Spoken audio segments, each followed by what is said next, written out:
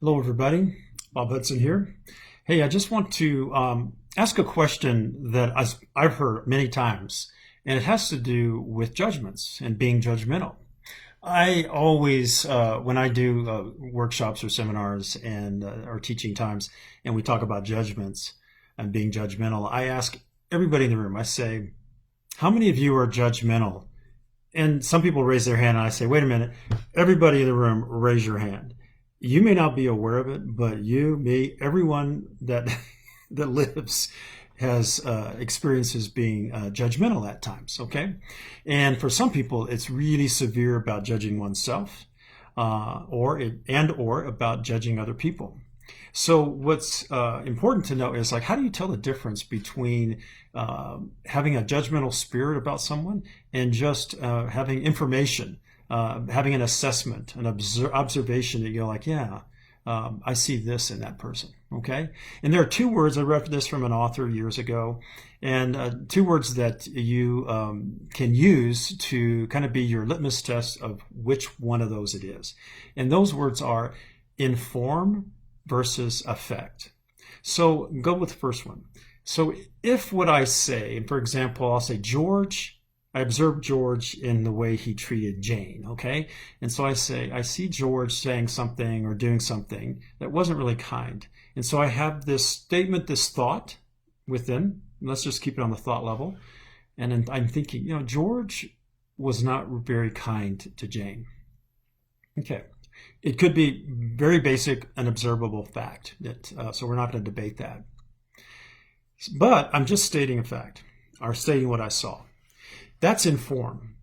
Now, the other way to say that same thing is when you experience the thought and it affects you, okay? So the first one was informing you, and the second one is affecting you. So what I mean by that is, George, I'm thinking this, George was not really kind to Jane. But on the inside, I have got this emotional reaction. It could be anger. It could be a dismissive spirit about George. It could be a critical spirit within me. It could be this feeling of like a wall coming up within me where, I just like, George was really unkind to Jane. And so now that judgment has turned into a barrier between me and him.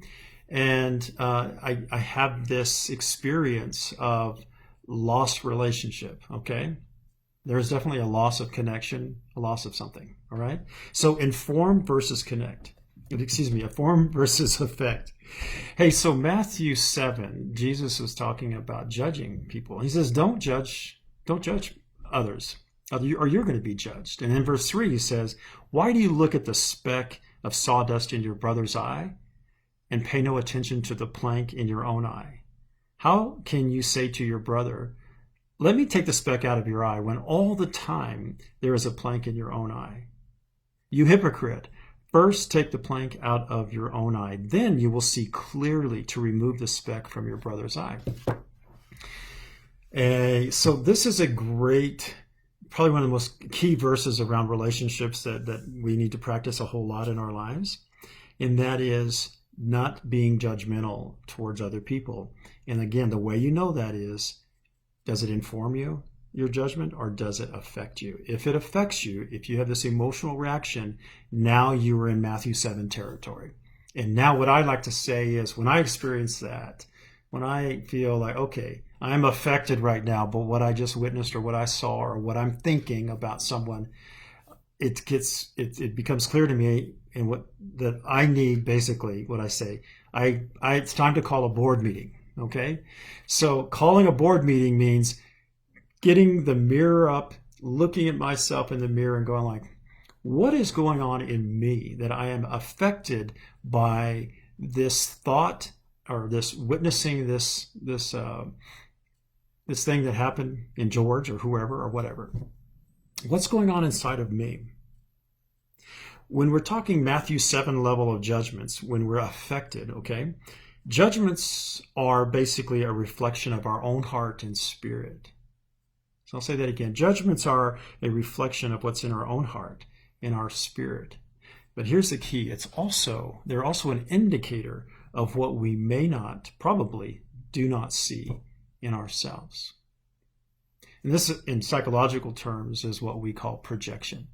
So projection is this principle of, I see something in you that I either cannot or will not see in me. I choose not to see it in me, or I am unconscious that very same thing is in me. And so when you call a board meeting and you put the mirror up, the question you can ask yourself is, how do I do that thing? How am I unkind to people? Like George was to Jane, okay? Or whatever the judgment is. Basically get real specific that I see this in him. I wonder if that's in me. And this is a practice that takes time and patience to just sit with, and courage, because you may find out that, yep, exactly, you know what? I do exactly the same thing. And this is what Jesus is talking about. Don't even try to take the speck out, that unkind. Don't even try to address that unkindness or whatever it is in that person until you have taken the board, which implies much bigger inside of you. Okay? Don't even try. Because until you take that out, you will not see clearly. And what I think it means by see clearly is not just being able to see the whole truth about that person, which is a big part of it, but also to have the mature love, the wisdom that knows, okay, do I even say anything? What ways can I support that person? You're asking different questions when the board in your own eye has been removed. Because when the board in your own eye is there, you are now in a reactive state and probably, most likely, not connected to love. And so I quote this a lot, and I've quoted it here on Wednesday Live before. And what Henry Nouwen said in one of his books is that where there is judgment, there is distance. So judgments create distance. And where there's distance, there's compassion. A lack of compassion.